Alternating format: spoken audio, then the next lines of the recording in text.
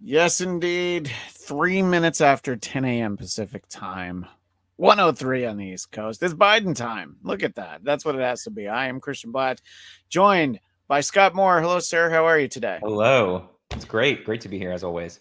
I wanted to talk a little bit about something that I was seeing. It's the image at the at the top of the Drudge Report. Someone set fire to the Fox News Christmas tree. And I think it was probably an inside job, just trying to distract people from what was going on inside the building. Because I must have read this wrong, but I saw that Tucker Carlson was really spending a lot of time standing up for Vladimir Putin yesterday. He's just trying to defend his border. And I know that President Biden spoke with Putin, and he warned that we might take robust measures.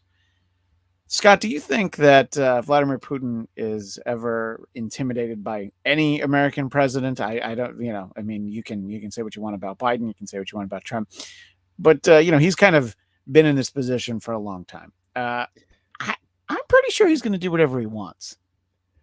Yeah, no, I agree with you. I think he's going to do whatever he wants to. Yeah. He's just again not at all concerned with what Americans think because like what would America do? It would now make more severe sanctions, but the thought of America actually going in and defending Ukraine militarily is really not something that would be on the table at this point. So I think he just has to outweigh what it's going to look like in the bigger picture long term if he was to do something that drastic and actually invade Ukraine. And what would that look like? What would the other surrounding nations do?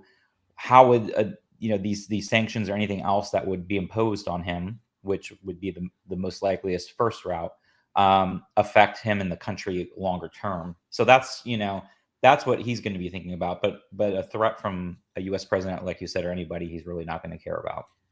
Yeah, I mean, and really, they're just threatening sanctions. Right. It's like, so wait, so you're not gonna, shoot missiles at us? So, you're saying like we're not sending troops to Ukraine, so that's like basically saying, that we're going to send you a strongly worded letter. It's like, Vladimir, this is going to go on your permanent record. Do you want that?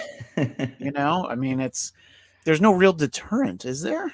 I mean, again, it's going to be economic, and if they are kind of cut from some of the banking sources financially, kind of like what you see to a point of what happened with North Korea, where Yeah. basically they're cut out from funding and from banking and from that's where that's what it would come down to. Like the sanctions become more severe, they'd be cut out from international banking, and that's where you would start to see some things that would affect them internally as a country economically. So that's like longer term what that would look like for his country and for the country, for Russia's stability, if you were to do some of those more drastic actions in regards to economic sanctions. And the banking would be a big deal because you can see how that affects places like North Korea. Obviously, in a place like North Korea that's already sealed off from the rest of the world, citizens there aren't going to be quite as in the know of what's going on, but in Russia they would know, and so that could affect him and his legitimacy to stay in power longer term, with the country being in turmoil economically. But yeah, I mean, again, like sending troops in or doing anything to that point would not be on the table, at least from America's standpoint, because again, we've been in war for 20 years until we pulled out of Afghanistan, as we all Yeah. know how that went. So it's not something that Americans and American citizens really want to get back involved in again. But it could become something more serious too if he was to do something that drastic. Would it affect other countries? Would other countries then feel they need to come in and fill that void and bring in troops? And then does that turn into something of a more of an issue? I mean, there's a lot on Biden's plate because you have that to deal with, and you don't know if that could turn into uh, a more full scale. I don't want to say war, but if he was to invade Ukraine, but then you also have China on the other side too, with Taiwan. So there's a lot of kind of heated tensions going on around the world, and this is just one of them. But I don't believe that we're going to do anything major right now because nobody wants that, and I still don't think that Putin would go in with a full scale run into Ukraine and take it over. I just don't see that would be something that he would do at this point in time, because again, it would still affect him longer term, and it would not be in a positive way overall. Well, and obviously, I think if anybody is going to do anything, they're going to wait till after the holidays. They don't want to inconvenience anybody. They don't want Biden to have to make any tough decisions. While it's still 2021. How do you think that we as a nation are handling sort of it's really like a soft boycott of the Winter Olympics in China? Obviously, that's a very tricky country to negotiate with. And I can see the standpoint of, people train in a lot of cases their whole life to be able to compete. A lot of people get one shot. They don't necessarily ever get back to an Olympic Games. So I can see not wanting to take that away from people, but it's like, if you're not going to be a part of it, you almost have to not be a part of it. I mean, isn't that what happened in 1980, because they were in Moscow? Yeah, But I mean that is what happened in 1980.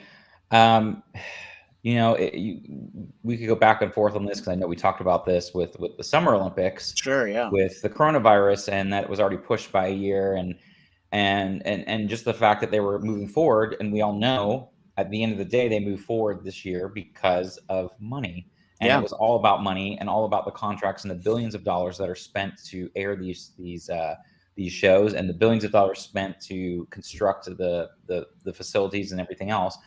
But to me, still, when it's all said and done, it is about the athletes, and these athletes, regardless of whatever political tensions are going on or whatever big business money. I mean, it's all big. I mean, when it comes to sports, it's the same thing. It's all money at the end of the day. But for these athletes, especially Olympians, we're not talking about professional football players here in the States or something where it is millions and millions of dollars that you're getting paid to do this. That's not the case for Olympians. And these really are people that do train their entire life, day in and day out, to do this. And it comes but once every 4 years. And it's a very limited window for most of these folks, because then they age out. And, it's something where they get to highlight something that they do that for the rest of the time, most people don't pay attention to these sports. So it's their only really time to be out in the sun for people to actually see them.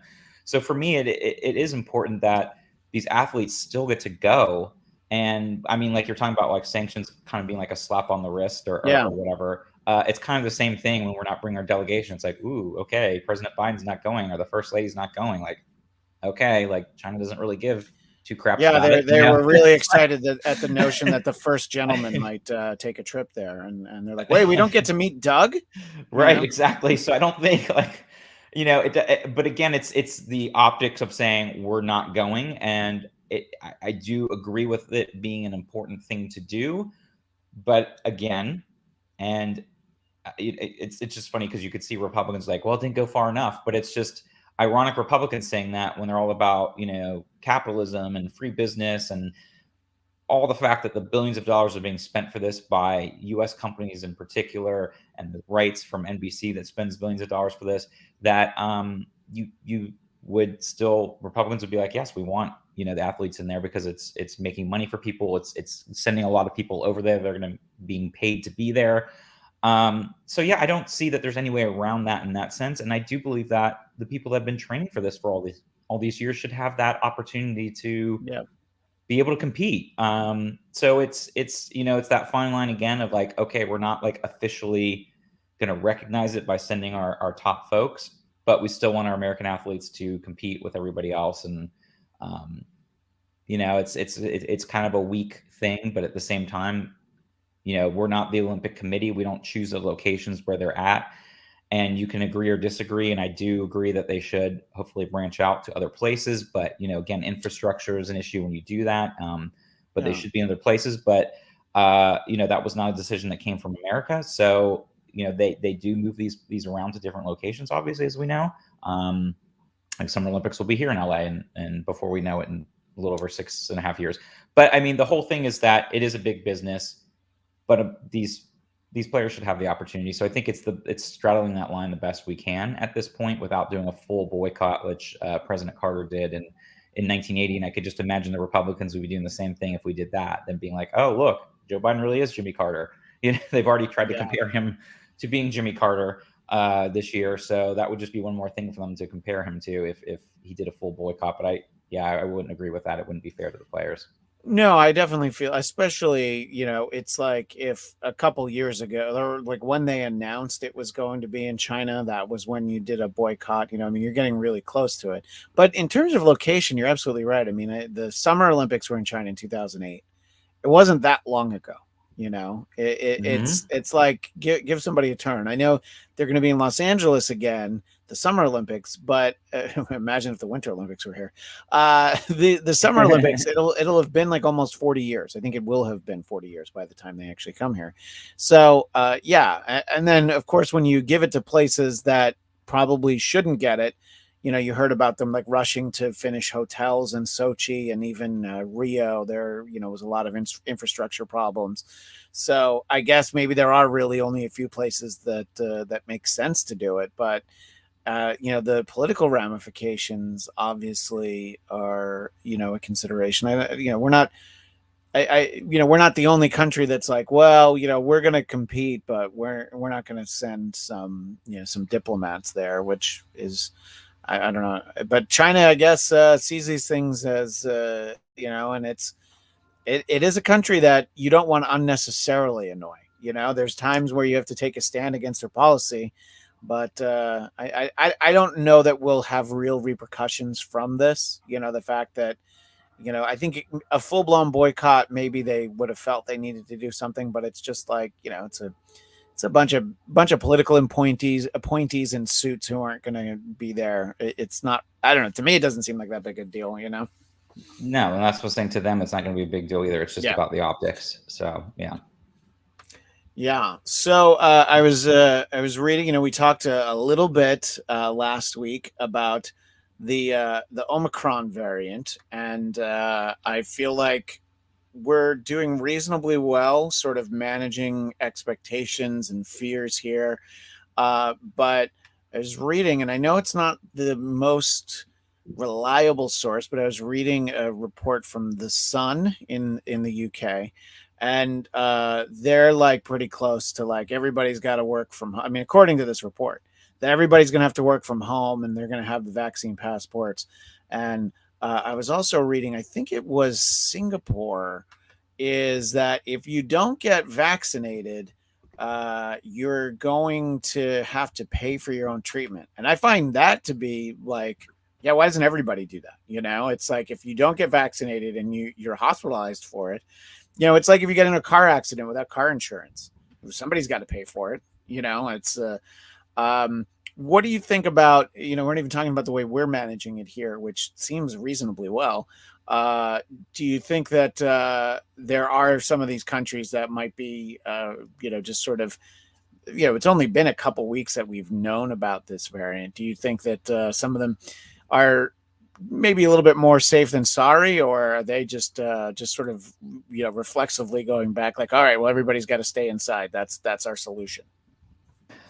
Look, I know we've talked about this previously, that is something that has come up in the U.S. as well. It's like, okay, if you don't get vaccinated, are you now on the hook to pay the hospital bills that you incur being unvaccinated? And I know that's gone around, and some degree it's controversial. Or, it becomes it's the same kind of thing again. Like, well, what happens if someone decides to, again, they have the right to eat whatever they want, and now they have health issues regarding obesity, and then it does become difficult on where you kind of draw that line. I mean, that's a pretty simple line to say, okay, get your vaccine, but if you don't, then you're going to be on the hook for any of your charges. But I think then it opens up a bigger can of worms of what happens for other health issues that you might or might not contribute to, like smoking and all that stuff. But that being said, I was saying to somebody last Saturday, I went out on Saturday and just, out and about doing normal things, screening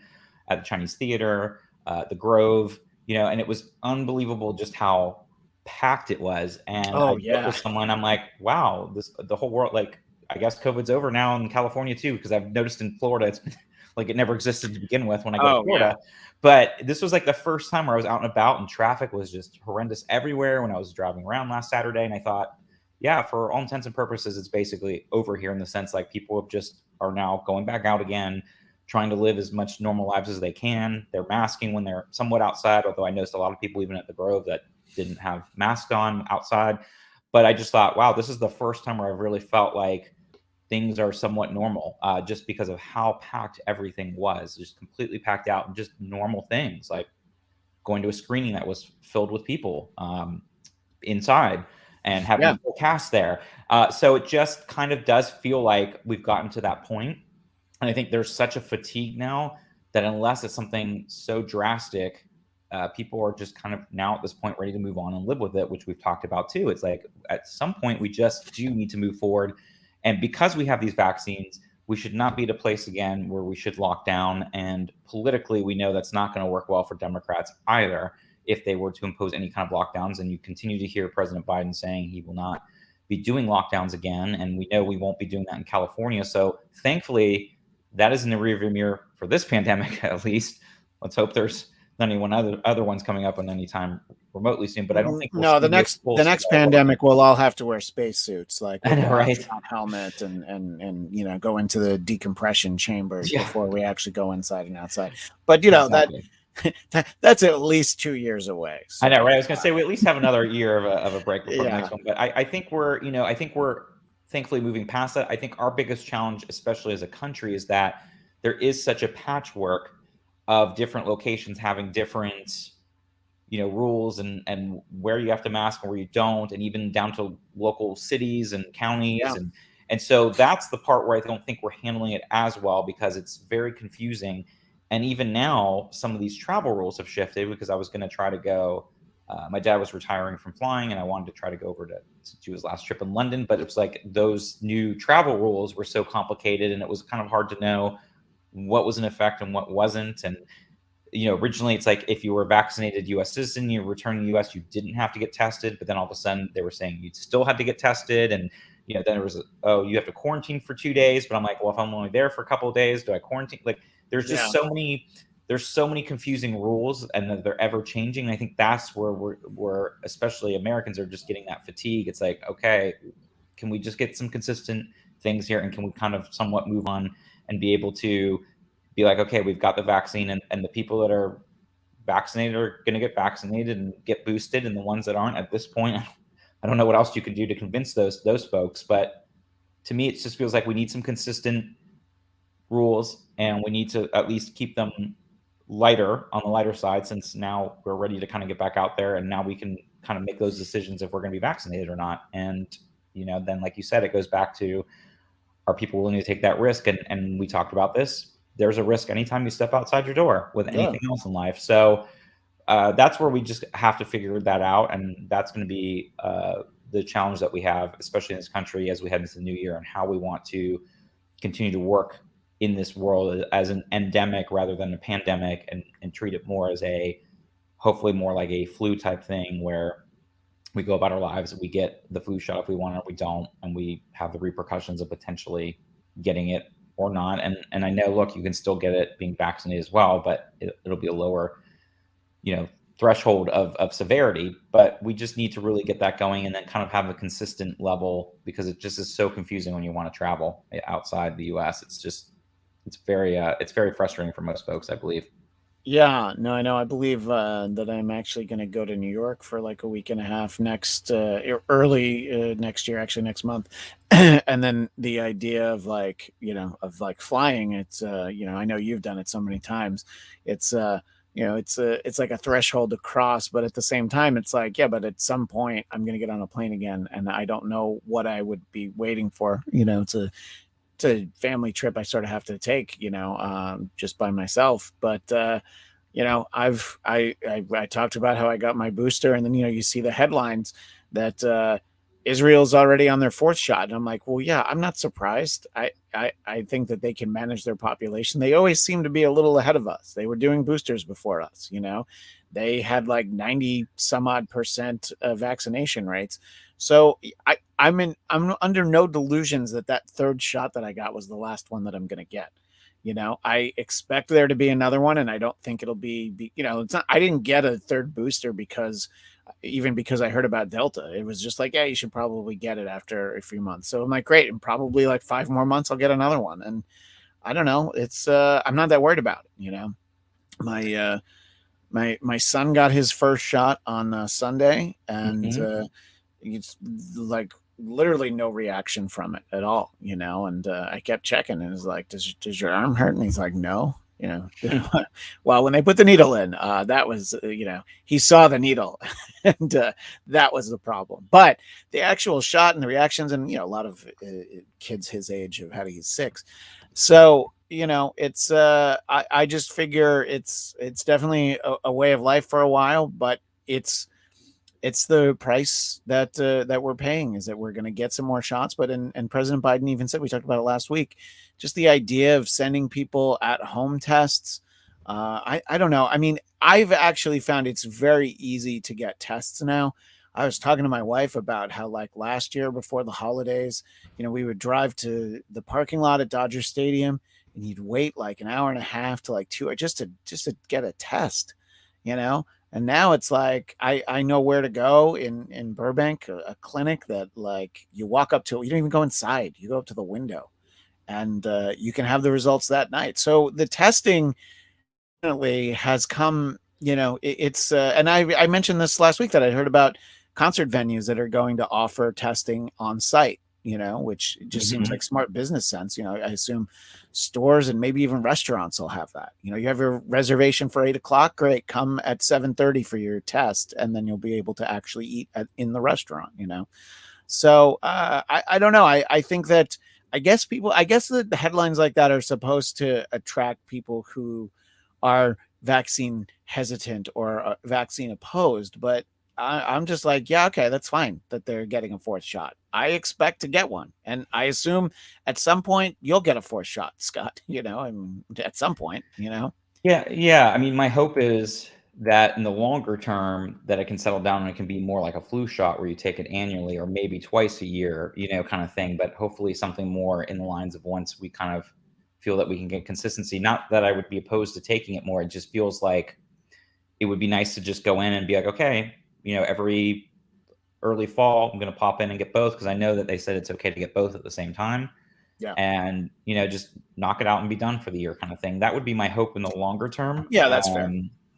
But yeah, until we can kind of feel like we're in a better place. And again, it's not going to disappear, and it's always going to be here. And until we can get, again, what we talked about, we need to get more of these vaccines to some other countries that have lower vaccination rates, and that can help, maybe stabilize some of these other variants from popping up, like in Africa and in other places around the world that have much lower vaccination rates. We just haven't been able to get the vaccines to them, because otherwise we're just going to be doing the same thing, where we're hoarding most of the vaccines here in Western countries, and then we're having to go every few months and get another booster. So the end goal too would be to get more of these vaccines down to some of the other parts of the world, to hopefully get the numbers down there and keep these variants from going down. And then, like you said, we're just going to have to live with it for a while. Like, you're going to travel in January. I know President Biden just extended the mask mandate again on public transportation. It was through January now, mid-January now. It's until mid-March. And I anticipate that it'll probably continue again beyond that, until they feel that the numbers are at a lower place. Eventually, my hope is that it would not be domestically, but I don't know when that would ever be anytime soon.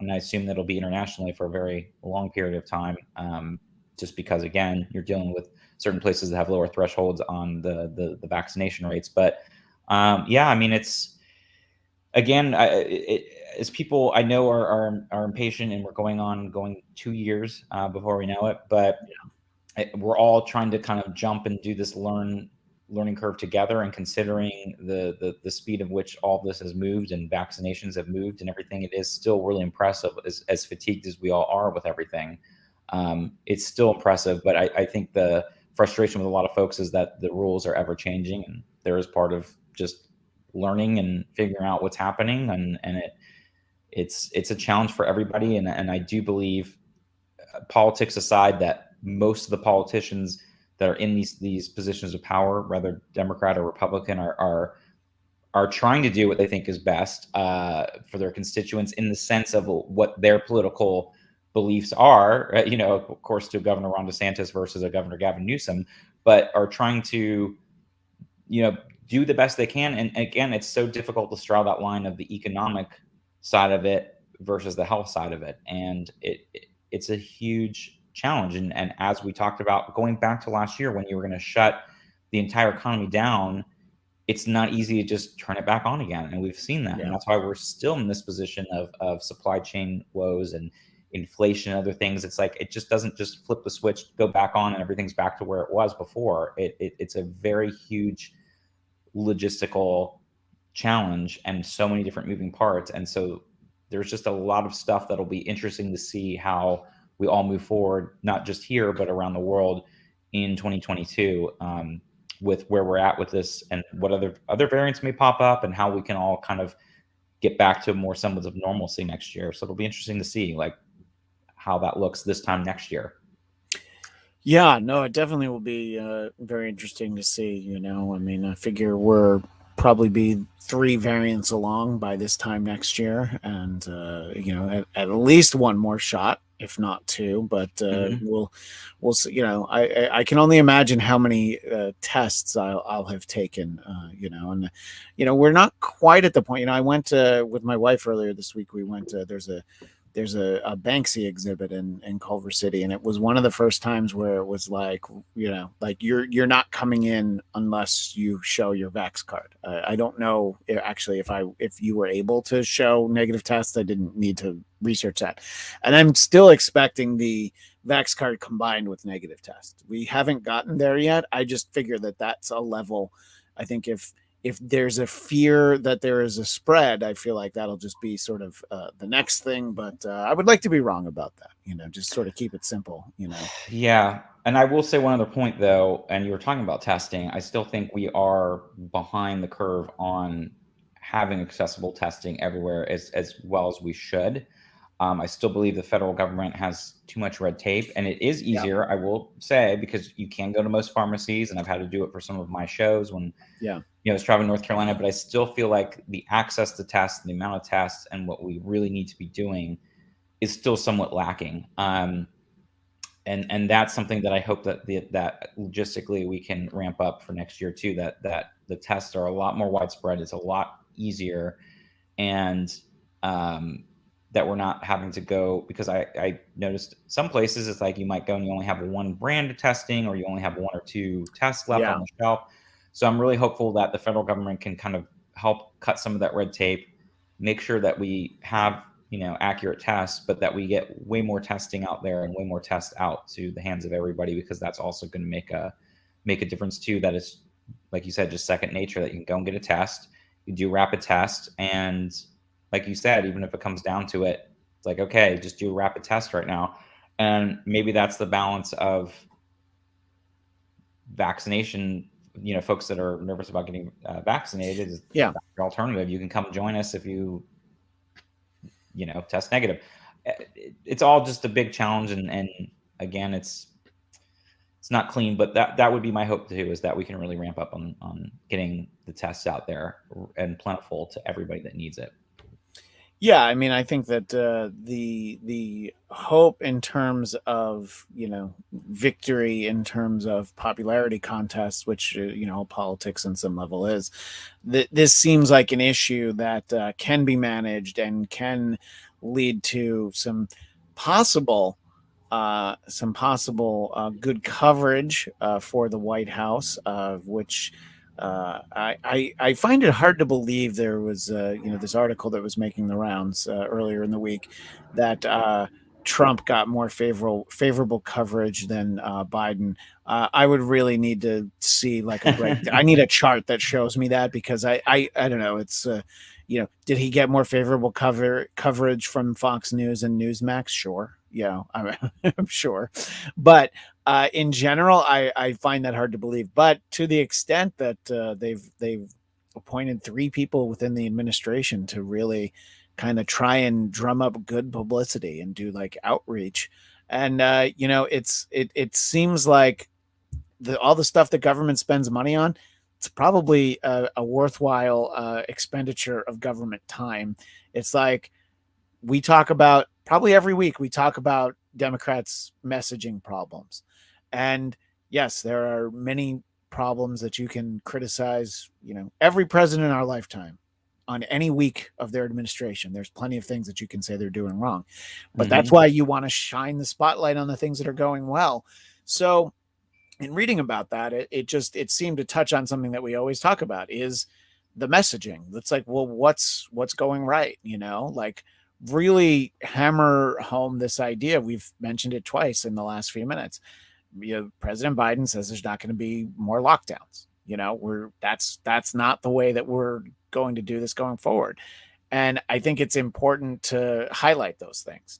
And gas is still very expensive, but I'll tell you that I sure noticed yesterday when it was like 10 cents cheaper than it was like a month ago. I know, so it's like, I guess you don't want to be like, yeah, it's still really expensive, but it's less really Mm-hmm. expensive. But there's little indicators like that I think that having people that are like trying to, trying to get some fluff pieces on Good Morning America. I think that that's really, that's probably what they want more than anything, the White House. And to Scott, I don't know. I mean, do you agree that this seems like whomever your White House is, whatever party their administration is, should probably kind of always be people doing this, right? Of course, 100%. That's all, and that's what they've been doing since modern times with media. I mean, it's all about going out there and spinning it positively, no matter what. But I do think that the Biden administration does have a lot of positivity to talk about as far as getting these big bills done, and we'll have to see what happens. I don't know if it'll happen before Christmas with this last big, um, human infrastructure bill, so to speak. But if that happens, I mean, they do have a lot of positive things they can chalk up for the first year. Granted, again, the inflationary issues are real, but the economy itself is doing well. And the job report was a little less exciting this for November, but still, the unemployment rate is down to 4.2%. Again, we have recovered a lot quicker than most places around the world, and our economy is doing really, really decently. And to me, if Trump was still in office and the economy was like this, you would never hear the end of it from all Republicans. And that's the thing, is that Democrats are a lot more muted when it comes to these things and allow others to sort of shape the conversation and really hone in on inflationary issues and again, which are real, but not allowing to actually shape the conversation ahead of time and be proactive and go out and talk about all these things and talk about these infrastructure bills not by the price tag, but what is really going to be in it and what's the meat of these bills, how is it going to affect you day to day, and really go and do that. And they're trying to do that, and you see Kamala Harris and Pete Buttigieg going out and doing their tour together, as we know, like to kind of also tamp down speculation they're feuding Yeah. for future presidential runs. But the point is, they really do. Democrats need to do a really good job at being more on the offense and being proactive and shaping the term and what's going on in media, as opposed to the other way around and having to play defense to Republicans just complaining about high gas prices and inflation, which again is a real concern, but is only part of what's going on out there. So the Democrats do have a lot of positive things to run on. They just need to make sure they do it and they message it clearly, as we're less than a year out from the midterms. So they've really Yeah. got to get their act together, so to speak, if they want to maintain any of these slim majorities, because with gerrymandering and the numbers of seats that are up for grabs, it's going to be very difficult for Democrats to maintain the majority, especially in the House. And it's very precarious in the Senate as well. So it's going to be a challenge for them nonetheless. Even in the best Democratic year they could potentially have, it's still going to be a challenge for them. Yeah, in the chat, Jacob asks, "Is this the pretend like it's good episode?" And no, it's more about there's so much coverage of everything that's going bad. It's I think that we could all appreciate like reminders of when things are going well. And, even if it's just a reminder that, oh, I don't know, at least I wasn't employed by better.com until Monday, where 900 people were all laid off on a single Zoom call. And the billionaire CEO said that the last time he had to do it, he cried, and he's going to try not to this time. So yeah, look, there's always going to be somebody who's worse off than you, but it's not even that. That's not even what we're necessarily looking to highlight. It's more about when you have good things to point at that people aren't talking about, you get out there and you beat the drum. And it's there's more coverage on Kamala Harris saying she doesn't want to wear earbuds than on any policy comments that she does make. So it's definitely where we are right now in terms of what we choose to focus on. I did want to talk about some public comments from sort of an unlikely source. When people criticize the other party, a lot of times it's just seemed as though it's par for the course. But I thought that these comments from Dan Crenshaw of Texas, who is a fairly well known figure. I mean, he's you know gotten apologies from Pete Davidson over the last couple years, and he was on Saturday Night Live to take that. But he actually trashed the so-called Freedom Caucus, which that includes your Marjorie Taylor Greens, your Louis Gohmert, and Jim Jordan, and that crowd. And I thought it was interesting because he called them grifters and performance artists. And I think that when, it's like the old horror movie where the call's coming from inside the house. If someone within your party is just saying, like, this is really distracting, yeah, maybe we do get the house back next year. But if you have these people that are there to go deliver sound bites and not really do anything with policy long term, I think that Representative Crenshaw is right. He's concerned about sort of the long term viability for a party that turns out these superstars in terms of going and making the media rounds. Were you surprised to hear him?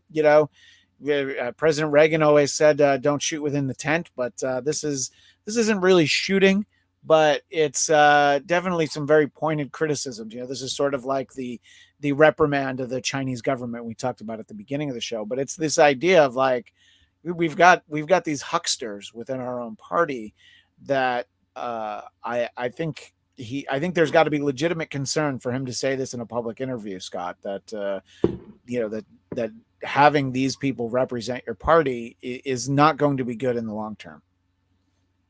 Well, yeah, I mean, I think this was the most fascinating dynamic, even just going back to 2016 when Donald Trump became, a serious contender and then the nominee. Sure. And even when you had Republicans, it was the most fascinating thing because you really just never saw this, especially in modern times, where you would have someone from the same party openly criticizing a president and everything from the same party. And yes, and this is something that has been ongoing too, is that you have certain kind of fringe elements of, we've talked about, this has become more entertainment than actually going in and doing the work. I mean, this is not it's not supposed to be entertainment. You're not supposed to go and try to get the sound bites for Fox News or wherever. So it's true. It's like and we have talked about this. The Republican Party, in the longer term, this is not a winning strategy for them. And it just still is mind-boggling to me that they continue to do that. And I understand certain House districts that are completely safe, but even there, I'd be like, okay, you're completely safe. You don't need to buck I mean, I guess someone from the further right that is their concern, but it's just, at some point they have to let that toxicity go, because they will become more of a fringe party and they will become more of a regional party in time. Just, again, you can try to hold off as long as you can with restricting voting and everything else, but the longer term is that a lot of these bigger states, especially at the national level, are going to tilt Democratic. And at some point, if the Republican Party does not kind of get back with the times of how it's changing, and they continue to, go for these fringe elements, it's not going to be a longer term winning strategy. I mean, again, when you look at the bigger picture, national level, they have really not won the presidency by a popular vote at all in the past 33 years, except for one time in 2004, which was by a very slim margin. So when you look at them in the longer term, they're just going to continue to go in the direction of what's happened here in California. And they're going to eventually become irrelevant and just be a very tiny regional Intermountain West Southern party where the smaller populations live. And, they can continue to cling on to that as long as they can, which they've done a pretty good job of being able to represent the Senate and be like 40 something million people less that they represent and still have potentially a majority next year. And same thing with the House. I mean, it's so tilted in a Republican's favor population wise. But it's just, again, the strategy to maintain power is going to continue to go in the opposite direction. We've just never seen anything like this before, and continue to let a failed president, former president, be able to have such sway over a party. I mean, in the past, it was like, you lost your persona non grata, now we don't want to see you again, kind of thing. It's and way back in the day, you would have failed presidential candidates that didn't win office, but you'd have failed presidential candidates that would go back again and represent their party a second time around. But you've never had, unless you really count Grover Cleveland, which it would be fascinating to have a kind of a rematch, kind of like the Grover Cleveland Benjamin Harrison thing in the late 1800s. But you haven't really had a president come back from losing and attempt to continue to have such power over a party, especially after the fact that you lost the popular vote to begin with when you won the first time around. You didn't win by a Reagan-esque mandate. And then you ended up taking down the House and the Senate with you in 2018 and 2020. And to still have this kind of sway over the party is just so mind-boggling to me. And I can't wait to read all the books in the future on the psychology behind it. I mean, I know on paper why, but it is still just fascinating to me that they have not kicked him to the curb in that vein of Trumpism and really tried to build the party back and make it competitive, like we saw it could be in Virginia and places where you could get some of those moderates and people that are really turned off by that area. And you see the population is going to continue to grow. Independents, people that are dissatisfied with both parties. You see Gen Z totally dissatisfied with both parties. Maybe parties are going to become a thing of the past at some point. They're going to have less relevance because there's going to be people that are just kind of done with identifying that way. It could go in the other direction. Like right now, we've become so tribal and it's become like a sporting event and entertainment, but maybe part of it will then end up going the opposite direction with Gen Z, and they'll be like, we don't want anything to do with parties. And so it'll be interesting. But bottom line is, Republicans really, for him of all people, for Crenshaw of all people, to raise the warning flag, that does say a lot. And I think some of the smarter Republicans do see that continue to go down this direction is going to be a long-term terrible losing strategy for them. So we've said this since 2016. If they want to continue to do that, that's on them. They can just look at the state of California and see how that's going to look for them in the longer term. Right. It's sort of the, existing, but sort of being marginalized. And you talked about the sort of entertainment, almost like a spectator sport aspect of it. The party can sort of become, one of those conferences that doesn't get in. They have the bowl games like on December 27th. They're not on they're not in the New Year's Day bowl games. It's like, you beat some other competition, but it wasn't really that impressive. One of the things I want to talk about before we leave is this passing of the debt ceiling, which this sort of raising of the debt ceiling, I guess, figuring out this way to pass it without any Republican votes, which seems to be the way that most anything gets done, with the single party votes is really sort of something that we're getting, sort of tying directly in there. But when it comes to stuff like the debt ceiling, not particularly exciting, not particularly interesting. It's just very important. But all they ever do is just like, we'll just raise it a little higher. Let's not have any real reforms. I mean, when you think about how long ago people kind of tried to make reforms to our spending and actually cutting. But in terms of getting this approved, before the end of the year and, the Republicans basically not voting. What do you think about the way that this unfolded? Without any Republican support. Goes with the territory now. Yeah. It's just it's the same thing again when Republicans have the power, and a lot of times Democrats won't support it as well, and it's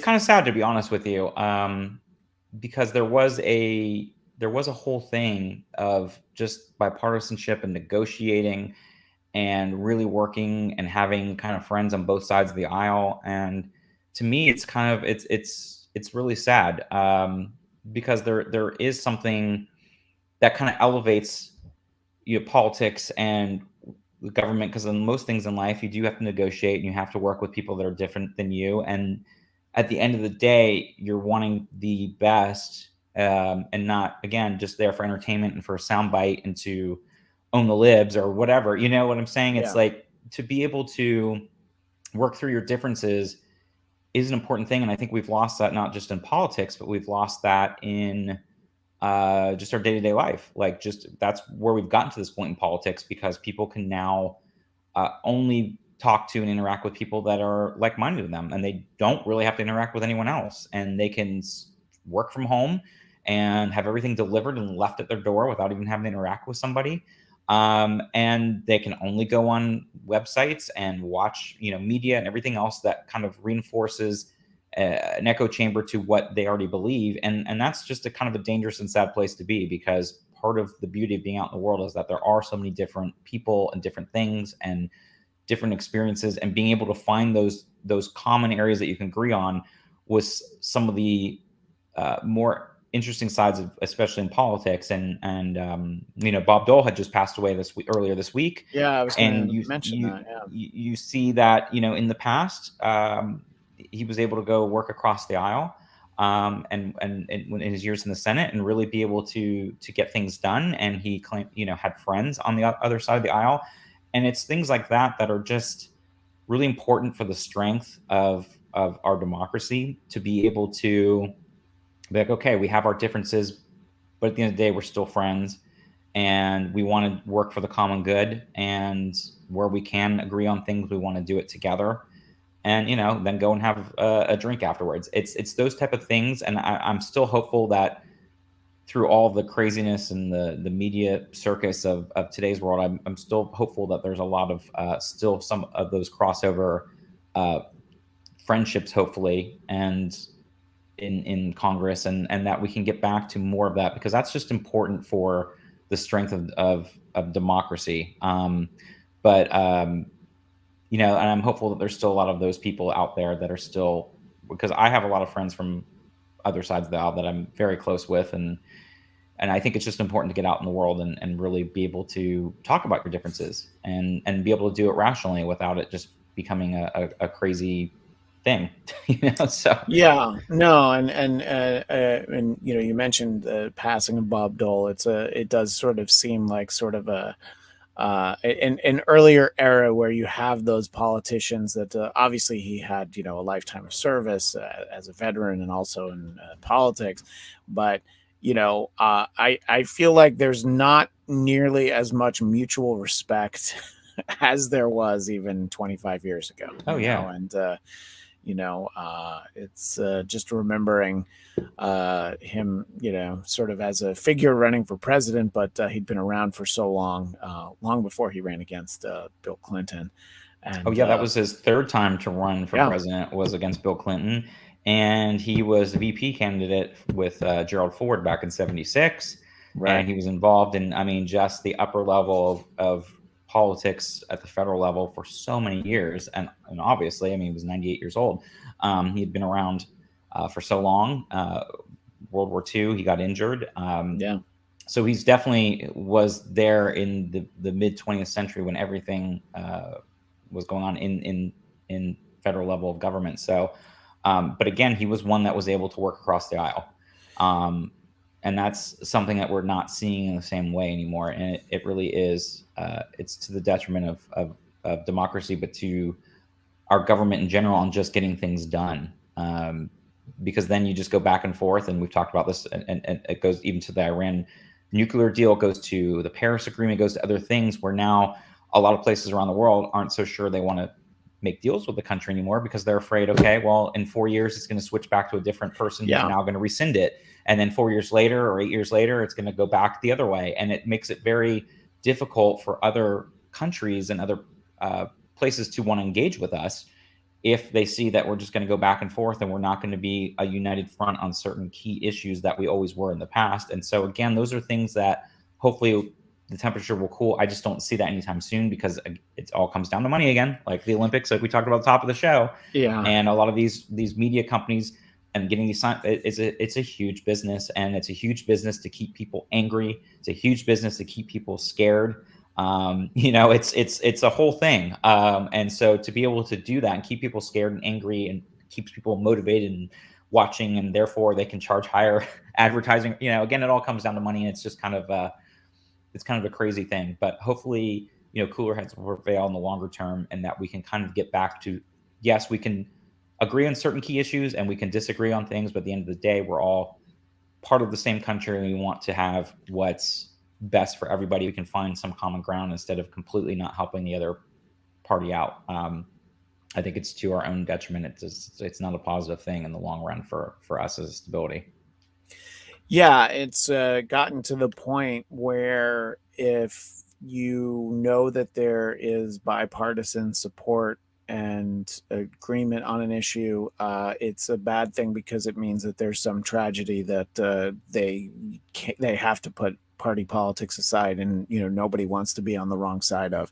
When we're actually seeing them agree on something, it means something bad just happened, like a storm or something worse, and it's like, all right, well, we got to get on board for this. So yeah, it would be great to not feel that way, but unfortunately that's where we are.